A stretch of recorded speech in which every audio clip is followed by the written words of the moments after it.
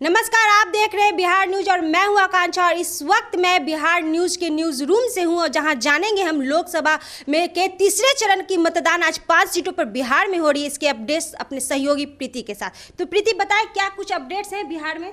जी आकांक्षा, सबसे पहले तो मैं अपने बिहार न्यूज़ की पूरी टीम की तरफ से लोगों से ये अपील करूंगी कि सभी लोग अपने मताधिकार का प्रयोग करें, इस लोकतंत्र के महापर्व में सभी हिस्सा लें।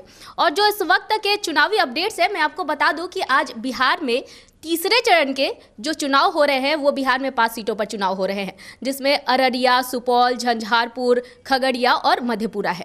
वैसे तो इन सभी जगहों पर शांतिपूर्ण ही चुनाव हो रहे हैं, लेकिन कुछ कुछ जगहों पर जो है वो शांति कहीं ना कहीं भंग होती दिखाई दे रही है। जिसमें से मैं बात करूं अररिया की, तो अररिया में वैसे तो शुरुआत में बारिश की वजह से जो है वो वोट प्रतिशत कम रही, लेकिन धीरे धीरे करके जो वोट प्रतिशत है वो 39 पर पहुंच गई। जैसा कि मैं आपको यहाँ पर बता दूं कि अररिया का जो नरपतगंज इलाका है, वहाँ का बूथ संख्या 152, 153 और 154 में पुलिस ने लाठीचार्ज किया है। वहाँ पर कई लोग ऐसे हैं जो घायल हुए हैं, गंभीर रूप से घायल हुए हैं। कई महिलाएं भी उसमें शामिल हैं जिन्हें अस्पताल भी पहुंचाया गया है। वहीं सुपौल में भी 5 बूथ ऐसे हैं जहां पर ग्रामीणों ने अपनी कुछ मांगों को लेकर वोट का बहिष्कार कर दिया है।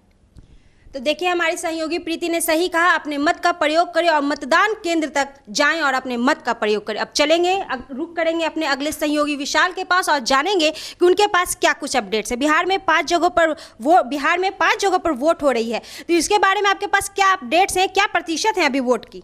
अभी झंझारपुर में अगर बात करें आकांक्षा, तो अभी 31% है वोट, और सुपौल में 33%, खगड़िया में 36%, मधेपुरा में 30% और अररिया में 39%।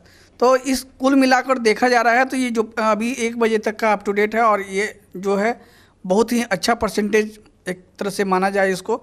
और मैं सभी लोगों से अपील करता हूँ, हमारे देश के और हमारे बिहार के सभी लोगों से अपील करता हूँ कि अपना मताधिकार का प्रयोग करें, क्योंकि आपका हर एक मत देश के योगदान के लिए बहुत महत्वपूर्ण है।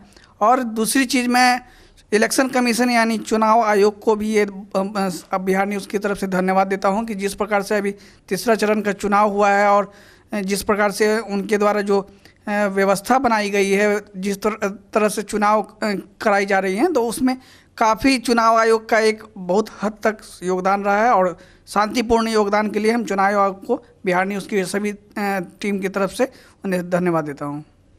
बिल्कुल, आपका एक मतदान हमारे देश के लिए एक बहुत महत्वपूर्ण काम करेगा। अब चलेंगे अपने अगले सहयोगी के पास और जानेंगे उनके पास क्या कुछ अपडेट्स हैं चुनाव को लेकर। आपके पास क्या कुछ अपडेट है कमल प्रिया, बताएं। आकांक्षा, मैं आपको बता दूं कि आज तीसरे चरण का मतदान जारी है। बहुत बहुत शुक्रिया कमल प्रिया, चुनाव को लेकर तमाम अपडेट देने के लिए। चलिए अब हम चलते हैं अपने अगले सहयोगी विशाल चौहान के पास और उनसे जानते हैं। विशाल, आप बताएं, अभी बिहार में 5 सीटों पर मतदान जारी है, तो किन किन सीटों पर किन के बीच टक्कर अभी जारी है? आपको बता दें कि काफ़ी इन 5 लोकसभा सीटों के लिए काफ़ी टक्कर चल रही है। मैं आपको बता दूं कि सुपौल से रंजीत रंजन, जो कि कांग्रेस की प्रत्याशी और वर्तमान में अभी वही यहाँ की सांसद थी, अभी तो इलेक्शन चल रहे हैं, और दूसरे हैं दिलेश्वर कामत जी। तो इन दोनों के बीच में काफ़ी कड़ी टक्कर चल रही है। उसके बाद अगर हम बात कर ले झंझारपुर की, झंझारपुर में रामप्रीत मंडल जदयू से हैं और गुलाब यादव जी जो कि राजद के प्रत्याशी हैं।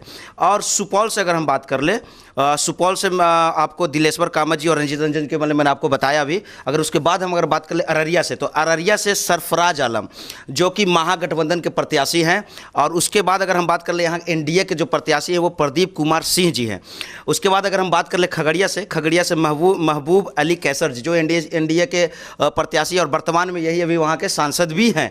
और उसके बाद इनके बाद अगर हम बात कर लें तो मुकेश सहनी वीआईपी पार्टी, इस पर हम आपको बताना चाहेंगे कि मुकेश सहनी जो है एक बड़ा नाम उभरा था इस महागठबंधन को लेकर। इन्होंने तमाम यहाँ पर राजनीतिक मीटिंग भी की थी, इस मीटिंग का अहम हिस्सा था। इन्हें हमेशा तेजस्वी यादव के राइट साइड में इनको देखा जाता था।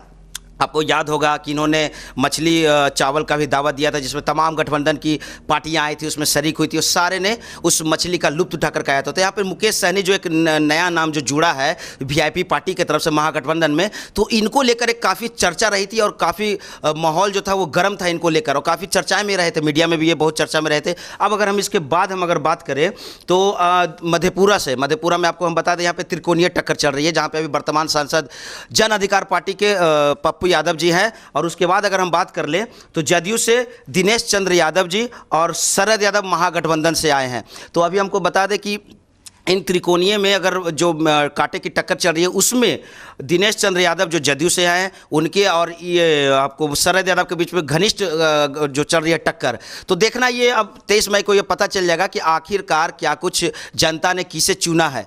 तो मैडम बहुत बहुत शुक्रिया विशाल चौहान आपका। आप देखते रहिए बिहार न्यूज़ और आगे भी चुनाव अपडेट्स हम आपको देते रहेंगे। तब तक के लिए मुझे दीजिए इजाज़त, नमस्कार।